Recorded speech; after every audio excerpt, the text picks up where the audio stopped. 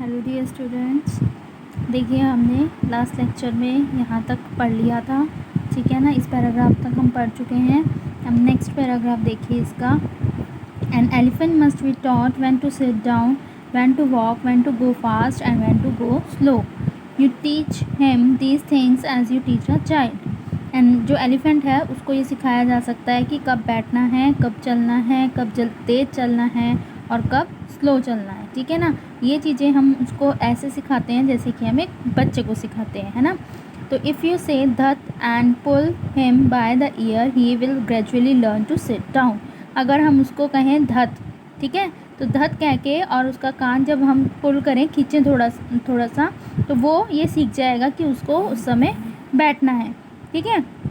Similarly if you say माली and pull his trunk forward he will gradually learn that it is the signal to walk।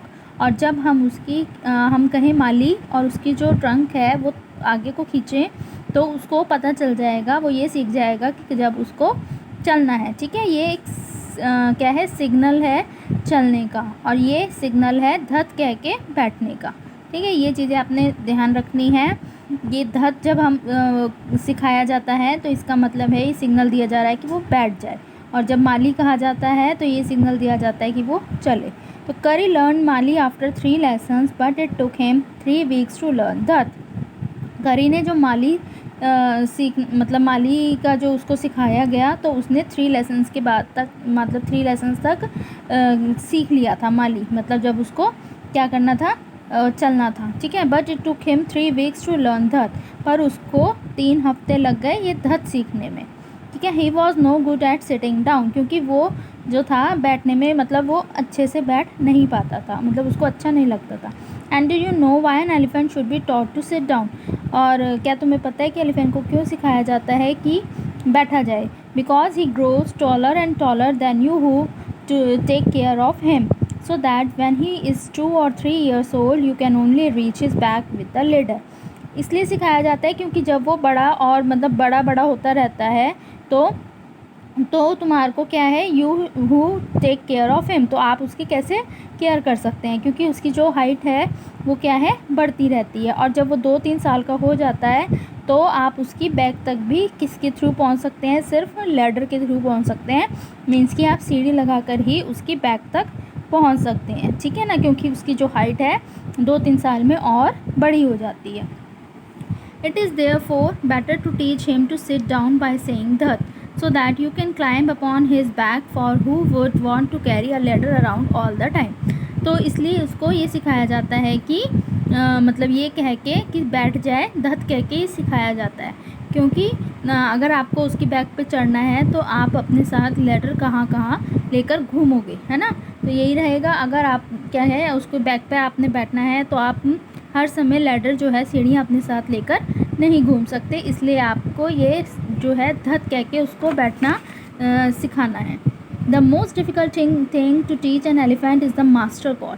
और सबसे मुश्किल चीज़ elephant को ये सिखाना है मास्टर कॉल, कि जब उसका मास्टर उसको कैसे बुलाता है। He generally takes 5 years to learn it properly. और इसमें ये सीखने में कितने, कम से कम 5 साल जो हैं अच्छे से सीखने में लग जाते हैं, एलिफेंट को सीखने में। The master call is a strange hissing howling sound as if a snake and tiger were fighting each other. जो मास्टर कॉल है वो एक बिल्कुल क्या है, स्ट्रेंज हिजिंग हाउलिंग साउंड है, जैसे कि स्नेक और टाइगर आपस में लड़ते हैं, उनके बीच में साउंड आती है लड़ते हुए। And you have to make that kind of noise in his ear. और आपको उसके कान में क्या है, उस तरीके का आवाज़ जो है उसके कान में बोलनी पड़ती है, तभी वो जाके उसको पता चलता है कि ये एक मास्टर कॉल है।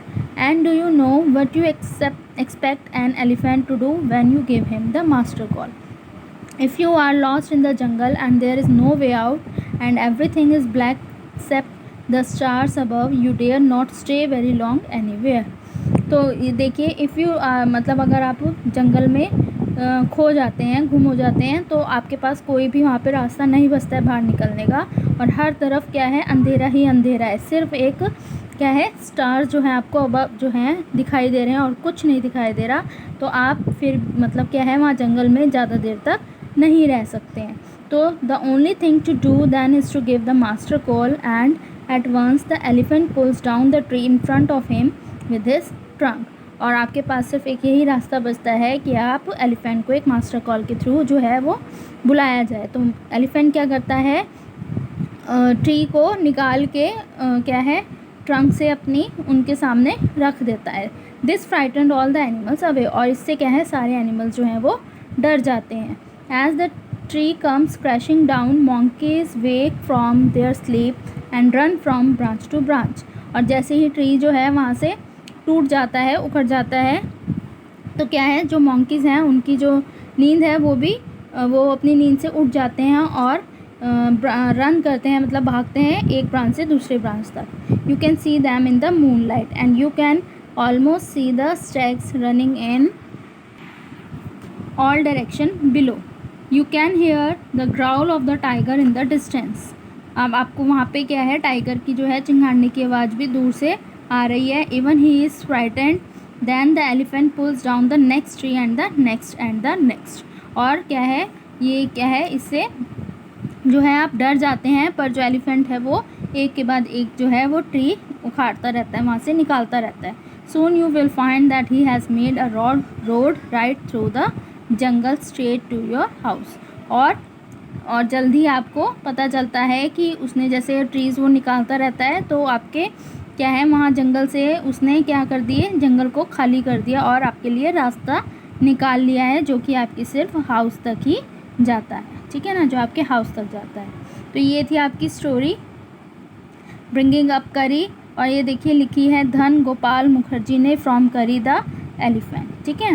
तो ये आपने अब इसके क्वेश्चन आंसर्स जो हैं अपनी नोटबुक में पूरे करने हैं।